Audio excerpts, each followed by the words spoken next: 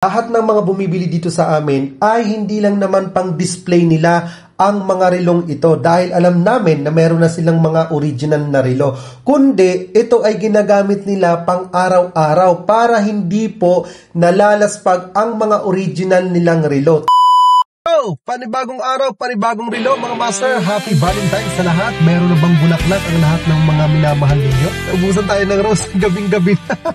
Pero bago yan, syempre, bago ang lahat, ipiflex ko muna sa inyo ang pinakamalupit na relo. Ito, tingnan mo.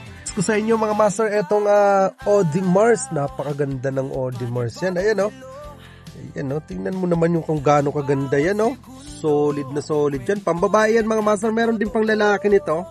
Napakaganda ng Audemars. Sa mga nagtatanong kung original o peke at mga bashers natin dyan na peke naman daw yung ating mga relo. Ano ngayon? Sasagutin ko kayo. Ano ngayon mga master? Kung halimbawa, ganito naman yung ginagawa mo. Nakasasakyan ka.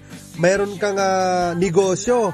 Tapos, naka-Audemars ka. Mo ba, nakakasiguro ka ba na lahat ng mga milyonaryo at lahat ng mayayaman ay original ang sinusuot? Hindi lahat ng mga milyonaryo, hindi lahat ng mayayaman ay lahat original ang sinusuot. Kagaya ng mga customers namin, kami hanggang dito lang ang kaya muna namin dahil we are practical. Bigyan kita ng idea mga master, no? Lahat ng mga bumibili dito sa amin ay hindi lang naman pang display nila ang mga relong ito dahil alam namin na meron na silang mga original na relo.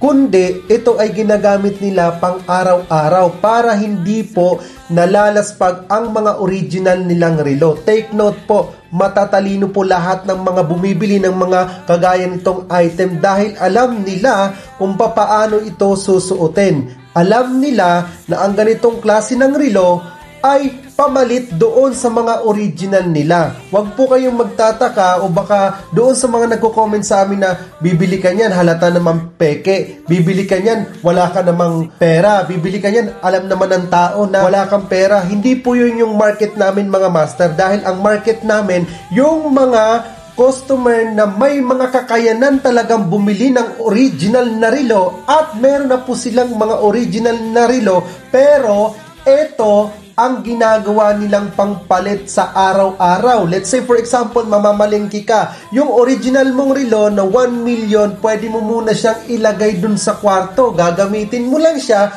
tuwing may occasion at kung gusto mo talagang gamitin yung original mong relo. Pero kung ikaw na nanonood ngayon, hindi ko inaalis sa'yo na huwag kang bumili ng original. Napakaganda pa rin po ng original. Siyempre, ano ba naman ang ayaw ng original? Pero doon sa mga nanonood sa amin, ang lahat po ng market po namin ay para doon sa mga taong gustong bumili ng ganito para maprotektahan kung ano po yung mga relo nilang mamahalin. At the same time, kung ikaw naman na nanonood sa akin ngayon ay nag-a-attract pa lang na magkaroon ng original na relo pero hindi mo pa kayang bumili, ito ang suggestion namin para magkaroon ka ng ganong relo dahil ito po ay close na close po doon sa original na kahit isuot mo po sila mga master, hindi po mapagkakamalang peke po ang sinusuot ninyo. Imagine, andito ka sa ganitong klaseng